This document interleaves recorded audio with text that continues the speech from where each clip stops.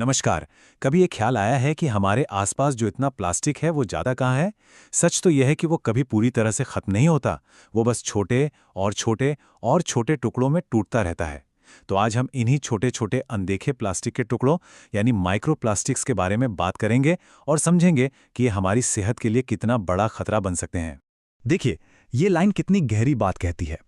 Plastic छोटी होती जा रही है, पर नुकसान गहरा होता जा रहा है। ये हमारी पूरी बातचीत का आप कह सकते हैं सार है।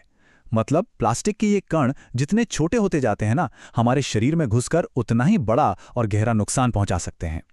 ये एक तरह का अदृश्य दुश्मन है, जिसके बारे में जानना हम सब के लिए बहुत जरूरी है।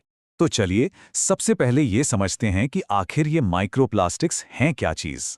नाम सुनने में तो छोटा सा लगता है, पर यकीन मानिए इससे जुड़ी समस्या बहुत बड़ी है। तो देखिए, माइक्रोप्लास्टिक्स का मतलब है प्लास्टिक के वो बेहद छोटे कण जिनका साइज 5 मिलीमीटर से भी कम होता है। अब आप सोचिए, एक तिल का दाना बस लगभग उतना ही बड़ा। और क्योंकि ये इतने छोटे होते हैं, ये बहुत आसानी से हमारे पानी में, हवा में, याद रखिए हमारे खाने में भी मिल जाते हैं और हमें कानों कान खबर तक नहीं होती। अच्छा, तो सवाल ये है कि ये आते कहाँ से हैं? जवाब शायद थोड़ा चौंकाने वाला है। ये हमारी रोज़मर्रा की चीज़ों से ही आते हैं, जैसे पानी की प्लास्टिक वाली बोतलें, खाने की पैकेजिंग और तो और हमारे सिंथेटिक कपड़े जैसे पॉलिएस्टर। उन्हीं सब चीज़ों से ये छोटे-छोटे कण टूटकर अलग होते हैं और फिर सीधे हमारे पीने के पानी, खाने और हवा में घुल जाते हैं। ठीक है, तो अब ये तो साफ हो गया कि ये कण हमारे आसपास हर जगह हैं। लेकिन अगला और सबसे जरूरी सवाल ये है कि जब ये हमारे शरीर के अंदर पहुंचते हैं तो क्या होता है। ये सिर्फ पर्यावरण की समस्या नहीं है, ये हमारी सेहत से जुड़ी एक बहुत बड़ी चिंता है। तो आखिर वो कौन से रास्ते हैं जिनसे ये छोटे छोटे प्लास्टिक के कण बाहर की दुनिया से हमारे शरीर के अंदर तक पहुंच जाते हैं? सोचिए जरा। इनके हमारे शरीर में आने के 3 मुख्य रास्ते हैं और ये इतने आम हैं कि हम रोज़ाना ये काम करते हैं। पहला, पीने के जरिए, जब हम ऐसा पानी पीते हैं जिसमें ये कण मौजूद हों। दूसरा, खाने के जरिए, खासकर समुद्री भोजन, नमक या फिर पैकेट वाले खाने में। और तीसरा, सांस लेने के जरिए। जी हाँ, ये हवा में भी होते हैं और सांस के साथ हमारे अंदर चले जाते हैं। और एक बार जब ये शरीर में पहुंच जाते हैं तो इनके जो संभावित असर हैं वो वाकई चिंताजनक हैं। जो शुरुआती रिसर्च हुई है वो बताती है कि इनसे फेफड़ों में जलन और सूजन हो सकती है, हार्मोन्स का संतुलन बिगड़ सकता है और तो और दिल और दिमाग पर भी बुरा असर पड़ सकता है। मतलब इनका असर शरीर के किसी एक हिस्से तक ही नहीं है, ये पूरे सिस्टम को प्रभावित कर सकते हैं। हाँ, ये बात सही है कि इस पर रिसर्च अभी चल रही है और बहुत कुछ जानना बाकी है। लेकिन जो शुरुआती सबूत मिले हैं वो साफ साफ एक गंभीर खतरे की तरफ इशारा कर रहे हैं। तो इन चेतावनियों को हल्के में लेना बिल्कुल भी सही नहीं होगा।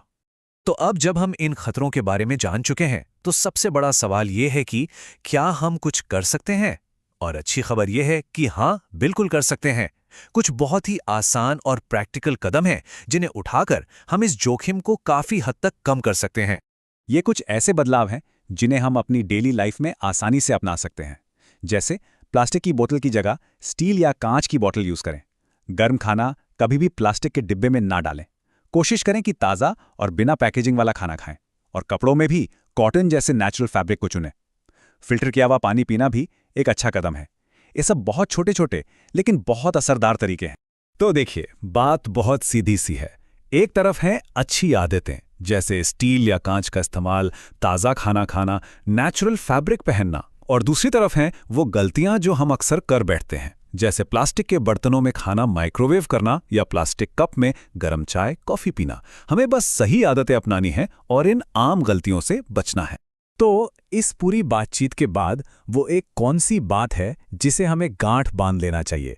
वो एक मंत्र क्या हो सकता है जो हमें हमेशा याद रहे? वो मंत्र है प्लास्टिक कम, सेहत ज्यादा।